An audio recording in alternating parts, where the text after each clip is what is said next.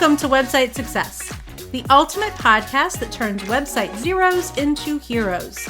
I'm your host, Chrissy Ray, and with over 25 years of website creation experience under my belt, I'm here to guide you every step of the way. Join me on this exhilarating journey, and you'll learn how to transform your online presence, attract your target audience, and effortlessly convert them into loyal customers. Let's embark on this transformative adventure together and conquer the digital world one pixel at a time. Hey everyone, welcome back to Website Success. Today, we are going to dive into a topic that is often overlooked, but it is still incredibly important. And that topic is going to be optimizing the images on your website for speed and SEO. And trust me, you don't want to miss this one. It's a simple thing that you can do in order to really speed up your website and also help to improve your search engine optimization. So let's get started. So first of all, why should you even care about optimizing your images? Well, the biggest reason is that large, unoptimized images can really slow down your website. I do a lot of website audits for potential clients, and one of the biggest issues that I see with slow performing websites is they're using massive images. Either the dimensions are off or they're just not optimized and they're trying to download huge amounts of images and it's just slowing the entire website down. And when you are slowing your website down, you are turning potential customers away. You're turning your target audience away. You want your pages to load in under 3 seconds, as close to 3 seconds or under as possible. And if you have megabyte after megabyte of images to download, it's going to take longer than that. It could take 5, 10, 15, even I've seen pages take 20 plus seconds to load because they were very image heavy and nothing was optimized. So that's number one. The other reason is that Google and some of the other search engines, they do take that page speed into account for ranking your website on the search engine result page. So the faster your page speed, if all other things considered are the same, then the more likely you are to rank higher on that search engine result page. So let's start off with this discussion by talking about file types.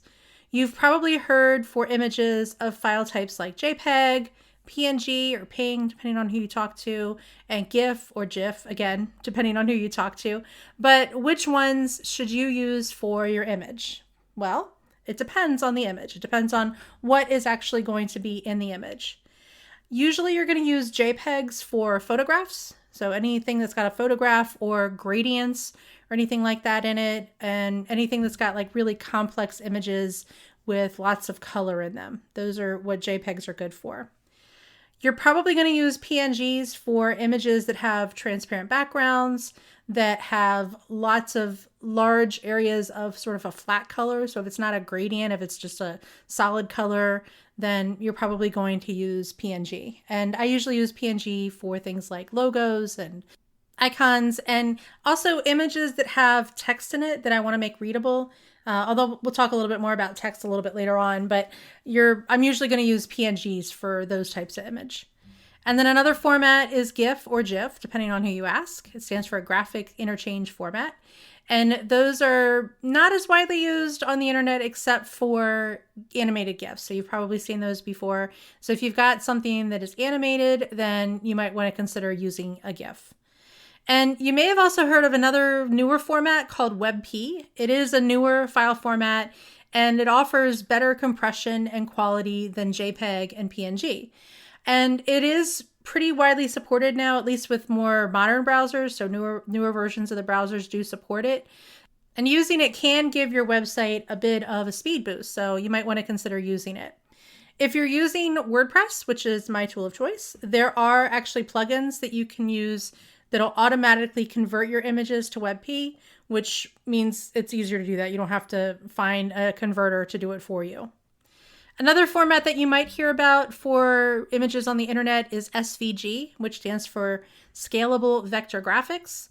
And SVGs are really good for logos, icons, and other simple graphics that I might otherwise use a PNG for. They are resolution independent, which means that they look really good at any size. So I can make it massive or I can make it really tiny and it should still look good. It scales really well without getting pixelated, which means you get those little fuzzy edges on it like you would get if you made a PNG or a JPEG larger. So that's one of the nice things about SVG. They're vector. Vector means that they're infinitely scalable. One thing you do need to note about SVG files is because they are vector, what basically happens is you get a XML file. It's a text file that describes all of the shapes in the SVG file. That's what the SVG file actually is. And super, super complex images are not going to be good SVGs because it's going to make the instructions for generating the image very complex, very large. And so the file size could quickly balloon if you have a very complex image. So you have to sort of play the fine line and determine maybe by creating the image and then testing out different formats, whether SVG or a PNG is the right format to use. Now, the next thing I want to talk about is dimensions. I don't want to see you using a 4,000 by 3,000 pixel image for a 400 by 300 space. Just don't do it. You're going to need to resize your images to fit the actual dimensions they're going to occupy on your website, or at least get them relatively close to it. And this is especially important if you download stock photos. A lot of times the stock photos are going to be like 6,000 pixels wide, but the place that you're putting them is maybe only 800 pixels wide. So you really want to resize the image to fit the space that you're going to put it in. And this is partially important because making the file size or making the dimensions smaller are going to also reduce the file size of those images. And smaller file sizes makes for a faster overall page speed, which is going to help with both the user experience and search engine optimization, as we've already talked about. And tools like Photoshop, Canva, and GIMP, which is a free graphics tool, they can all help you with resizing your images. So make sure you're using them. Now let's talk about compression. This is going to be where you reduce the file size without losing any quality. So you can optimize it. If you've ever used Photoshop, you might have seen the ability to save a JPEG and you can change the quality of the JPEG. So you can make it maximum, high, medium, or low. And the image will look the same, but you're going to get different compression. You're going to get different file size for each version of it. And when you have a low optimized file, it may not look as good. It might be a little grainier than the one that's got maximum, but the file size is going to be much smaller. So it's sort of a fine balance that you've got to play there to optimize those images and still make sure that they look good. So again, compressing the images.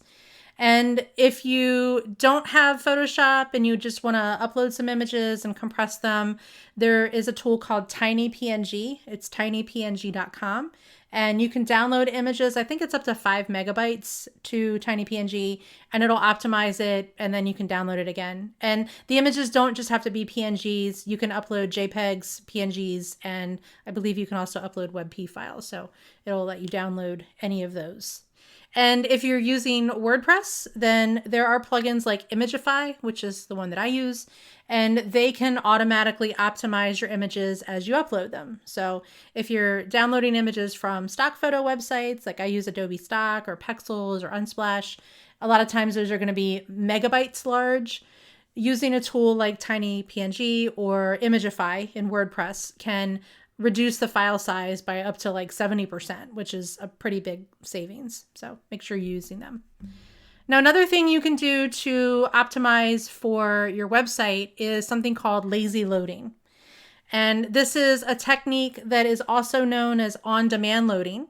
And it uses an attribute on the HTML tag that loads the image on the web page to tell the browser to only load the image when it's going to appear on the screen. So sounds very technical, but it is kind of technical, but it doesn't have to be. But the point of lazy loading is the images that are lower down on the page. So let's say you've got a page that's 3 or 4 screen heights tall, then the images that are going to load are only going to be the ones that are currently in that viewport, currently on the screen. So if you've got 5 images at the top of the page, then the other 20 images lower on the page don't load until you scroll down to them. And the reason I was saying it doesn't have to be technical is because some website builders do have this feature built into them. And if you're using WordPress in particular, then you can use plugins like WP Rocket and Perf Matters, which are both performance optimization plugins, to enable this functionality in WordPress. So keep that in mind.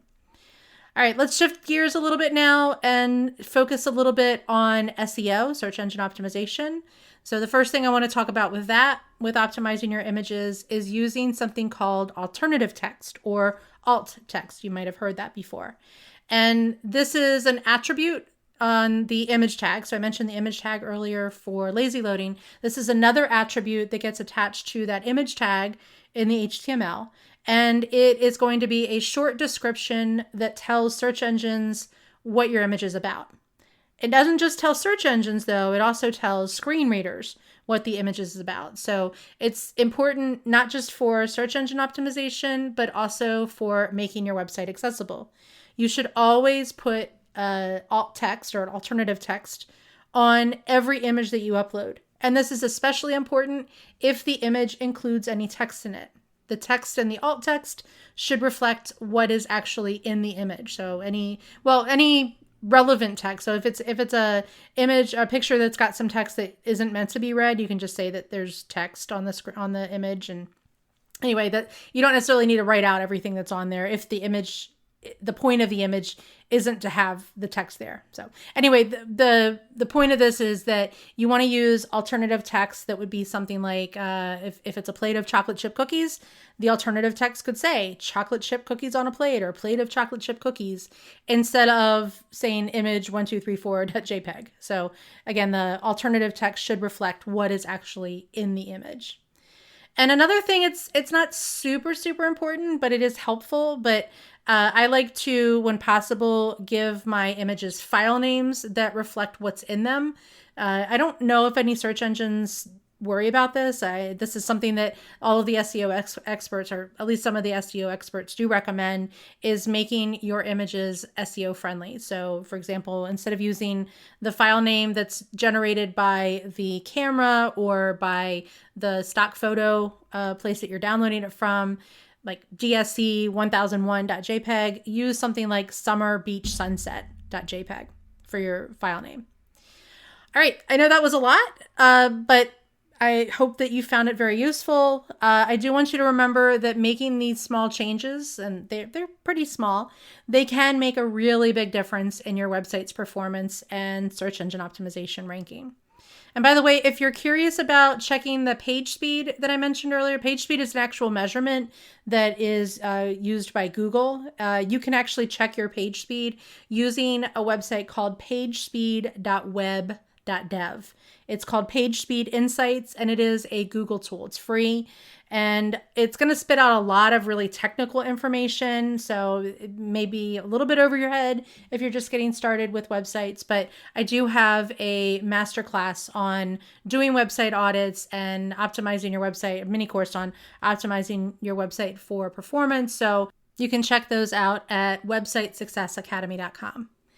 If you found this episode helpful, please leave a review, share it with someone else who could use it.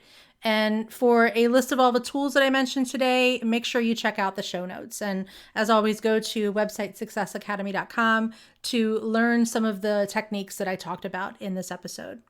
Until next time, I'm Christy Ray, and this is Website Success. Thanks for tuning in.